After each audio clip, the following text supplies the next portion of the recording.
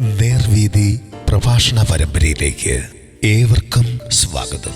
സുവിശേഷകൻ കുഞ്ഞുമോൻ തോട്ടപ്പള്ളി ഇപ്പോൾ നിങ്ങളുമായി ദൈവവചനം പങ്കുവയ്ക്കുന്നു. ശ്രദ്ധിച്ചാലും.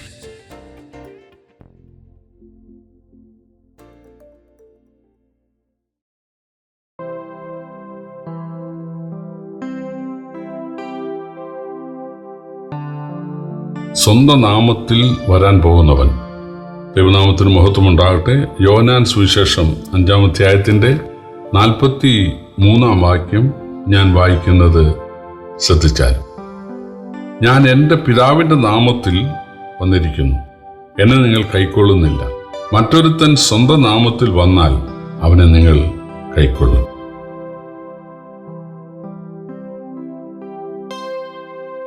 കർത്താവായ യേശു എന്താണ് ഈ പറഞ്ഞത് എന്ന് പലർക്കും മനസ്സിലായിട്ടില്ല. യേശു ഇതിന് തൊട്ട് പിന്നെ പുറകിൽ പറഞ്ഞിട്ടുള്ളത്, ഞാൻ ചെയ്യുന്ന അടയാളങ്ങൾ പിതാവ് എന്നെ അയച്ചു എന്നുള്ളതിൻ്റെ സാക്ഷ്യമാണെന്ന് യേശു പറഞ്ഞു. വാസ്തവത്തിൽ അതാണ് ഞാൻ പിതാവിൻ്റെ നാമത്തിൽ വന്നിരിക്കുന്നു എന്നുള്ളതിൻ്റെ അർത്ഥം. ഞാൻ ചെയ്യുന്ന അടയാളങ്ങൾ അത് പിതാവ് എന്നിൽ വസിച്ചുകൊണ്ട് ചെയ്യുന്നതാണ്. പിതാവ് ആണ് എന്നെക്കൊണ്ട് ചെയ്യിക്കുന്നത്. അതാണ് ഞാൻ പിതാവിൻ്റെ നാമത്തിൽ വന്നിരിക്കുന്നു എന്ന് യേശു പറഞ്ഞതിൻ്റെ അർത്ഥം. ഈ നാമം എന്ന് പറഞ്ഞാൽ ദൈവത്വവും ദൈവത്തിൻ്റെ പ്രവൃത്തിയുമാണ്. പിതാവിൻ്റെയും പുത്രൻ്റെയും പരിശുദ്ധാത്മാവിൻ്റെ നാമത്തിൽ ആണ് സ്നാനം എന്ന് പറഞ്ഞാൽ പിതാവ് ദൈവം, പുത്രൻ ദൈവം, പരിശുദ്ധാത്മാവ് ദൈവം. പിതാവ് മനുഷ്യവർഗത്തെ സ്നേഹിച്ചു, മനുഷ്യവർഗത്തിന് രക്ഷാമാർഗം ഒരുക്കാനായിട്ട് പ്രസാദിച്ചു. പുത്രൻ തൻ്റെ കൃപയാൽ നമുക്ക് വേണ്ടി അത് വർക്കൗട്ട് ചെയ്യാൻ, കുരിശിൽ യാഗമാകാൻ തയ്യാറായി. പരിശുദ്ധാത്മാവ് ഇക്കാര്യം നമ്മളെ അറിയിച്ച് നമ്മിൽ വസിച്ച് നമുക്ക് കൂട്ടായ്മ തരുവാൻ പ്രസാദിച്ചു. വാസ്തവത്തിൽ ഇതാണ് ക്രൈസ്തവരുടെ ആശീർവാദത്തിലുള്ളത്. ഈ ആശീർവാദം എഴുതിയിട്ടുള്ളത് 2 കൊരിന്ത്യർ 13-ാം അധ്യായത്തിൻ്റെ അവസാനത്തെ വാക്യത്തിലാണ്. അവിടെ എഴുതിയിട്ടുള്ളത്, പിതാവായ ദൈവത്തിൻ്റെ സ്നേഹവും കർത്താവായ യേശുക്രിസ്തുവിൻ്റെ കൃപയും പരിശുദ്ധാത്മാവിൻ്റെ കൂട്ടായ്മയും നിങ്ങളോടുകൂടി ഇരിക്കുമാറാകട്ടെ എന്നാണ്. വാസ്തവത്തിൽ അതുതന്നെയാണ് സ്നാനത്തിൻ്റെ കാര്യവും. പിതാവായ ദൈവം ലോകത്തെ സ്നേഹിച്ചു, പുത്രനായ ദൈവം നമ്മോട് കൃപ കാണിച്ചു, നമുക്കായി യാഗമായി. പരിശുദ്ധാത്മാവായ ദൈവം ഇക്കാര്യം നമ്മളെ അറിയിച്ച് നമ്മളെ രക്ഷിച്ച് നമുക്ക് കൂട്ടായ്മ തന്നിരിക്കുന്നു. അതാണ് പിതാവിൻ്റെ സ്നേഹവും പുത്രൻ്റെ കൃപയും പരിശുദ്ധാത്മാവിൻ്റെ കൂട്ടായ്മയും എന്ന ആശീർവാദത്തിൽ ഉള്ളത്. അപ്പം നാമം എന്ന് പറഞ്ഞാൽ അതായത് ദൈവത്വവും ദൈവത്തിൻ്റെ പ്രവൃത്തിയും. പിതാവ് സർവശക്തനും സർവജ്ഞാനിയും സൃഷ്ടാവും രക്ഷിതാവും പരിപാലകനും കൃപയും കരുണയും നീതിയും സ്നേഹവും നിറഞ്ഞ ദൈവമാണ്. ആ ദൈവത്തിൻ്റെ പ്രവൃത്തി നമ്മെ സ്നേഹിച്ചു എന്നുള്ളതാണ്. സ്നേഹിക്കേണ്ട ആവശ്യമില്ലായിരുന്നു, എന്നാൽ നമ്മെ സ്നേഹിച്ചു.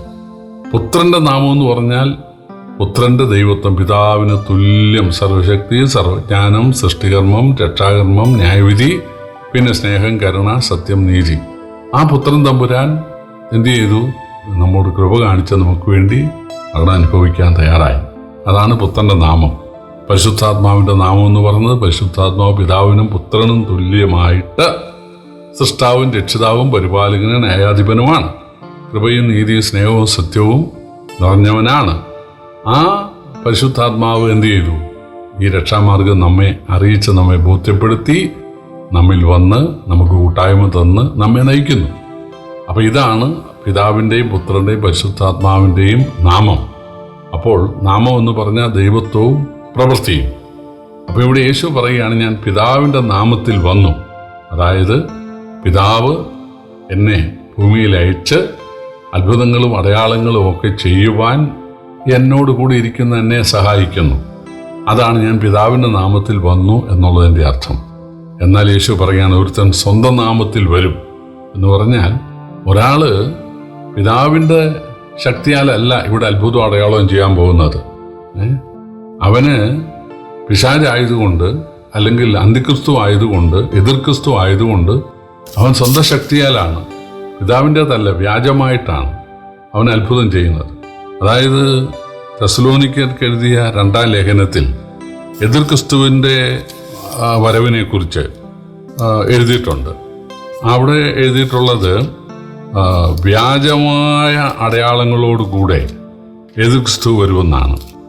ഞാനത് വായിച്ചു കേൾപ്പിക്കാം. ഇനി സഹോദരന്മാരെ, നമ്മുടെ കർത്താവായ യേശുക്രിസ്തുവിൻ്റെ പ്രത്യക്ഷതയും അവൻ്റെ അടുക്കലുള്ള നമ്മുടെ സമാഗമവും സംബന്ധിച്ച് ഞങ്ങൾ നിങ്ങളോട് അപേക്ഷിക്കുന്നത്, കർത്താവിൻ്റെ നാൾ അടുത്തിരിക്കുന്നു എന്ന് വെച്ച് നിങ്ങൾ വല്ല ആത്മാവിനാലോ വചനത്താലോ ഞങ്ങൾ എഴുതിയെന്ന ഭാവത്തിലുള്ള ലേഖനത്താലോ സുബോധം വിട്ട് വേഗത്തിൽ ഇളകുകയും തെറ്റിപ്പോവുകയും വരുത്. ആരും ഏതു വിധേന നിങ്ങളെ തെറ്റിക്കരുത്. ആദ്യമേ വിശ്വാസത്യാഗം സംഭവിക്കുകയും നാശയോഗ്യനും അധർമ്മമൂർത്തിയും അവൻ വെളിപ്പെടുകയും വേണം. അവൻ ദേവാലയത്തിൽ ഇരുന്ന് ദൈവമെന്ന് നടിച്ച് ദൈവമെന്നോ പൂജാവിഷയമെന്നോ പേരുള്ള സകലത്തിലും മീതെ തന്നെത്താൻ ഉയർത്തുന്ന എതിരാളി അത്രേ. നിങ്ങളോടുകൂടി ഇരിക്കുമ്പോൾ തന്നെ ഞാനിത് നിങ്ങളോട് പറഞ്ഞുവെന്ന് ഓർക്കുക. അധർമ്മമൂർത്തി അപ്പോൾ വെളിപ്പെട്ടു വരും എന്നാണ്. അപ്പോൾ അവൻ അതിൻ്റെ 9-ാം വാക്യം, അധർമ്മമൂർത്തിയുടെ പ്രത്യക്ഷത നശിച്ചു പോകുന്നവർക്ക് സാത്താൻ്റെ വ്യാപാരശക്തിക്കൊത്തവണ്ണം വ്യാജമായ സകല ശക്തിയോടും അടയാളങ്ങളോടും അത്ഭുതങ്ങളോടും അനീതിയുടെ സകല വഞ്ചനയോടും കൂടെ ആയിരിക്കും. എന്തുകൊണ്ടാണ്? അവർ രക്ഷിക്കപ്പെടുവാൻ തക്കവണ്ണം സത്യത്തെ സ്നേഹിച്ച് കൈക്കൊള്ളാകിയാൽ തന്നെ അങ്ങനെ ഭവിക്കും. സത്യത്തെ വിശ്വസിക്കാതെ അനീതിയിൽ രസിക്കുന്ന ഏവർക്കും ന്യായവിധി വരേണ്ടതിന് ദൈവം അവർക്ക് ഓർക്ക് വിശ്വസിക്കുമാറ് വ്യാജത്തിന്റെ വ്യാപാരശക്തി അയക്കുന്നു. യേശു പറഞ്ഞത് ഇവിടെ പൗലോസ് ഒരക്കടെ വ്യക്തമായി എഴുതിയിരിക്കുകയാണ്. യേശു പറഞ്ഞു, ഞാൻ പിതാവിന്റെ നാമത്തിൽ വന്നു. പിതാവാണ് എനിക്ക് അധികാരവും ശക്തിയും അടയാളങ്ങളും അത്ഭുതങ്ങളും ഒക്കെ ചെയ്യാനുള്ള വരം നൽകിയത്. അതാണ് ഞാൻ പിതാവിന്റെ നാമത്തിൽ വന്നു. എൻ്റെ പ്രവൃത്തികൾ കണ്ടാൽ തീർച്ചയായിട്ടും പിതാവ് എന്നോട് കൂടെ ഉണ്ട് എന്നാർക്കും മനസ്സിലാവും. ഞാൻ ചെയ്യുന്ന അത്ഭുതങ്ങൾ പിതാവ് എന്നെ അയച്ചു എന്നുള്ളതിന് തെളിവാണ്. അതാണ് ഞാൻ പിതാവിന്റെ നാമത്തിൽ വന്നു എന്നുള്ളതിൻ്റെ അർത്ഥം. എന്നാൽ ഒരുത്തൻ സ്വന്തം നാമത്തിൽ വരും. പിതാവല്ല അവന് ശക്തിയും അല്ലെങ്കിൽ അത്ഭുതങ്ങളും അടയാളങ്ങളും ചെയ്യാനുള്ള വരം നൽകുന്നത് സാത്താന്യമാണ്, പൈശാചികമാണ്. പക്ഷെ അവനെ നിങ്ങൾ സ്വീകരിക്കും. പ്രിയപ്പെട്ടവരെ, ഇന്നത്തെ ലോകത്തിൻ്റെ സ്ഥിതി വാസ്തവത്തിൽ ഇത് തന്നെയാണ്. യേശു പറഞ്ഞു, പൗലോസ് പറഞ്ഞു, അധർമ്മത്തിൻ്റെ മർമ്മം ഇപ്പോഴും വ്യാപരിക്കുന്നുണ്ട്. 1-ാം നൂറ്റാണ്ടിലേ അത് തുടങ്ങിയെന്ന് പറഞ്ഞു. എന്ന് പറഞ്ഞ ആളുകൾക്ക് വ്യാജമാണ് ഇഷ്ടം, അബദ്ധമാണ് ഇഷ്ടം, അസത്യമാണ് ഇഷ്ടം. കാരണം പിശാച് ആണ് പറയുന്നത് യേശുവിനെ വിശ്വസിക്കേണ്ട, ഇതൊക്കെ കള്ളത്തരമാണ്, അത് വ്യാജമാണ്, യേശുവിൻ്റെ പുറകെ പോകണ്ട, അതാണ് നല്ലത്, ഇതാണ് നല്ലത്, മറ്റേതാണ് നല്ലത് എന്ന് പറഞ്ഞ് ആളുകളുടെ കണ്ണ് കുരുടാക്കുകയാണ്, ഹൃദയം കുരുടാക്കുകയാണ്. അവൻ അബദ്ധം വിശ്വസിക്കാൻ ഇടയാകുന്നു.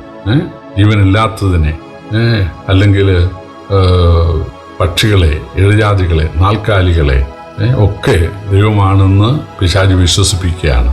മാത്രവുമല്ല, ഒരു വ്യക്തി എതിർ ക്രിസ്തു വരും, അത്ഭുതങ്ങളും അടയാളങ്ങളും ഒക്കെ കാണിക്കുമ്പോൾ ആളുകൾ പറയും, ഇതാണ് മശിക, ഇതാണ് ദൈവം എന്ന ആളുകൾ പറയും. വാസ്തവത്തിൽ ദൈവം അവരെ ഉപേക്ഷിക്കുന്നത് കൊണ്ട് അവർ പോഷ്ക്ക് വിശ്വസിക്കുകയാണ്. യേശു പറഞ്ഞു, ഞാൻ പിതാവിൻ്റെ നാമത്തിൽ വന്നു. പിതാവാണ് എനിക്ക് ഇതുപോലെ അത്ഭുതം അടയാളം ചെയ്യാനുള്ള ശക്തിയും അധികാരവും തന്നത്. എന്നാൽ എതിരായിട്ടൊരാൾ വരും, അന്ന് നിങ്ങൾ അവനെ സ്വീകരിക്കും എന്നാണ് യേശു പറഞ്ഞത്. പ്രിയപ്പെട്ടവരെ, സത്യമായ, ജീവനായ, വെളിച്ചമായ, വഴിയായ, മധ്യസ്ഥനായ യേശുവിനെ സ്നേഹിക്കുവാൻ ദൈവം നമുക്ക് ഭാഗ്യം തരട്ടെ. കർത്താവിൻ്റെ വിലയേറിയ നാമം വാഴ്ത്തപ്പെടുമാറാകട്ടെ.